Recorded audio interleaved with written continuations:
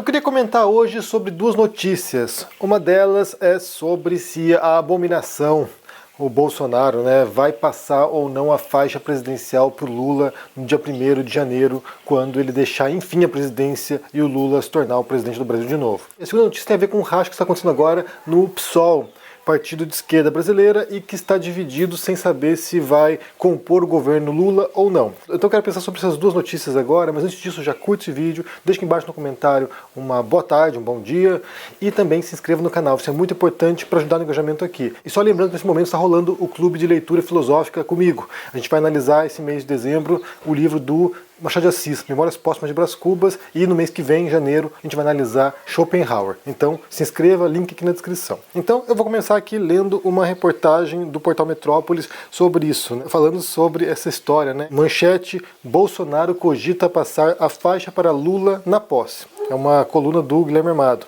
E daí, subtítulo: Jair Bolsonaro está reavaliando a decisão de não passar a faixa presidencial para Lula no dia 1º de janeiro. E a reportagem é o seguinte aqui, que ele está pensando, ele está lá matutando, calado, com a boca fechada, sem se manifestar, desaparecido, desapareceu em ação.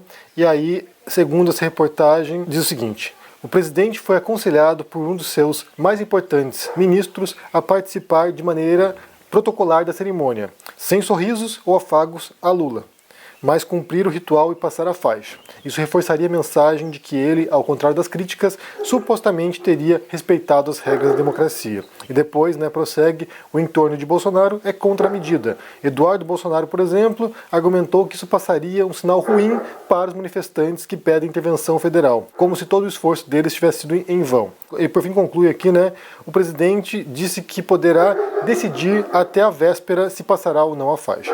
Então agora fica em suspensão, se ele vai cumprir esse rito ou não. É importante pensar que esses ritos da democracia, como passar faixa, por exemplo, ou no caso da derrota na eleição, vir a público reconhecer que perdeu a eleição, isso é importante para dar esse senso de normalidade democrática e para assegurar a transição normal. Então, assim, quando você tem uma eleição, você tem lá os candidatos disputando, e aí o derrotado, geralmente, rapidamente, vai e reconhece a derrota, porque isso é importante para manter o transcorrer saudável do processo eleitoral.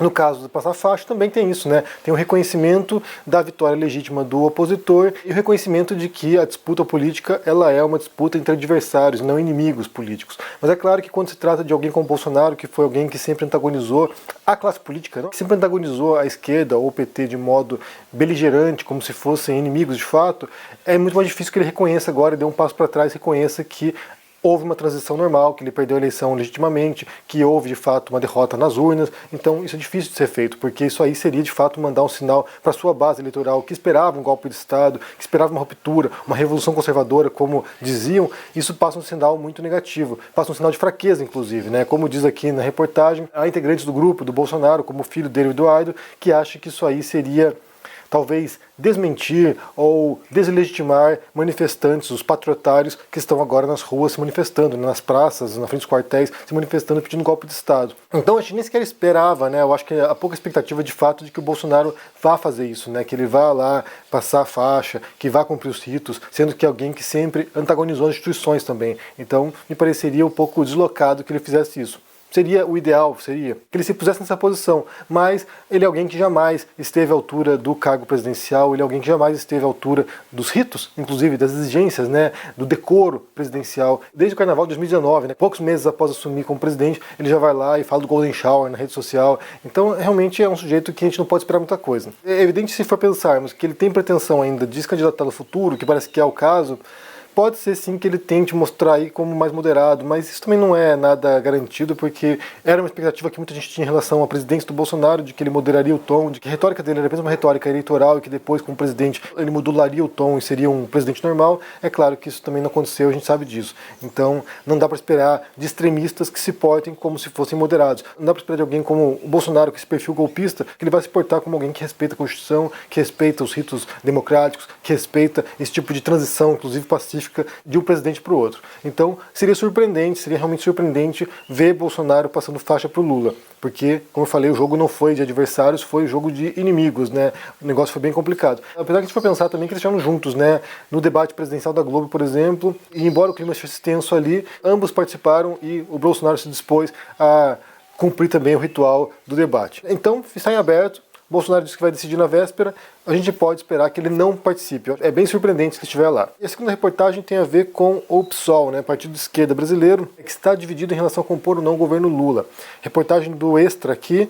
PSOL racha sobre adesão ao governo Lula e indicações para ministérios. E daí mostra duas posições principais dentro do partido, que vai decidir isso no dia 17 agora de dezembro, em relação a integrar o governo, ou seja, receber cargos dentro do governo Lula, receber cargos ministeriais e assim por diante. Então, por lá tem um grupo liderado pela Samia Bonfim e composto principalmente por Fernanda Melchiona, Glauber Braga e Erika Hilton, que acha que o PSOL não deve se juntar ao governo PT nesse sentido institucional, de fato, né, de compor governo Lula.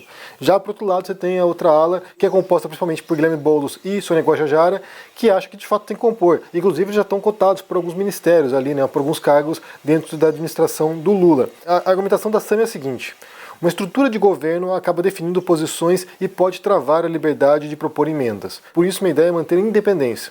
Não defendo uma oposição ao presidente eleito, mas sim aos valores da extrema-direita, que seguirá forte mesmo sem Bolsonaro. Então, essa fala da Samia Bonfim. E por outro lado, você tem o Boulos dizendo o seguinte, olha, defendo que o partido participe do novo governo, sem perder sua autonomia, para ajudar a superar o pesadelo bolsonarista, além de contribuir para puxar a agenda do país para a esquerda. Quem vai fazer oposição ao Lula é o bolsonarismo, e não estaremos ao lado deles. Então você tem aqui duas posições principais dentro do PSOL, que é um importante partido de esquerda no Brasil, né? E basta lembrar um pouco a história do PSOL, né? O PSOL, ele nasce de dissidentes do PT durante o escândalo do Mensalão. Foram parlamentares, foram políticos brasileiros que criticaram o PT durante o Mensalão, que se opuseram ao próprio partido, nesse caso, né? E que alguns foram expulsos e alguns se desvincularam do partido e formaram um novo partido que foi o PSOL. Então, assim, a gente tem figuras como a Luiz Helena, que era uma crítica ferrenha ao que aconteceu no Mensalão. E essas pessoas deixaram o PT e formaram esse partido mais à esquerda do PT, de modo a avançar outras agendas, algumas agendas muito mais radicais, em certos sentidos, do que o PT. Então, o PSOL nasce como uma dissidência do PT. Me parece natural, então, que em vários momentos eles sejam um fiscalizador do PT, de modo a assegurar que o PT continue avançando agendas de esquerda. A postura de independência, de autonomia do partido me parece digna, na verdade, né? Porque, assim, quando você integra um governo, quando você tem lá cargos ministeriais ou cargos de secretarias, por exemplo, há uma certa expectativa de que você vá cumprir uma agenda total do partido, né? De que você vá, sabe, seguir com o rebanho. E aí isso é complicado, né? O que acontece com muitos partidos satélites do PT, partidos menores que ficam orbitando o PT porque ou tem cargos ou se beneficiam desse alinhamento quase automático ao PT. O PSOL tende a prezar pela autonomia. Então, nesse sentido, me parece uma postura bastante interessante e digna e que pode fortalecer, inclusive, a posição do PSOL na política brasileira, de modo que muita gente olha só, aqui um partido independente, um partido que tem um compromisso aqui político com valores e pautas da esquerda. Então, assim, ao invés de um partidão que é um mamute, como o PT, que tem vários grupos dentro do PT, e alguns até mais fisiológicos do que outros, né, muito mais dispostos a pôr, talvez, alguns valores de lado, de modo a governar. Então, nesse sentido, me parece uma posição interessante, de fato, né? Vamos guardar o dia 17 para ver como será a decisão do partido em relação a isso, mas é um debate importante. Quero saber o que vocês pensam sobre essas duas histórias aqui. Primeiro, sobre a história do Bolsonaro, pensando se vai passar ou não a faixa. Eu acho que ele não vai, mas o que você pensa aí? E como é importante, na verdade, que ele fizesse isso, né? Cumprir esse rito aqui para fazer uma transição pacífica e mandar um sinal para os seus apoiadores de que acabou, voltem para casa, patriotários, já deu, agora é hora de ir lá e descansar. Mas se ele vai fazer isso ou não, eu acho que não faz, mas o que você pensa? E também sobre esse racha no PSOL agora, uma ala do partido querendo compor o governo do Lula, ou seja, integrar ministérios e cargos políticos, e outra ala querendo manter a autonomia, preservar a autonomia, porque isso é importante para o partido, de modo a poder, inclusive, se opor ao PT caso discorde. O que você pensa sobre isso aí? Deixa aqui embaixo no comentário, deixa o joinha, se inscreva aqui no canal, se torne um membro ou um apoiador para dar uma força e se cuide por aí. Um abração e até mais. Tchau!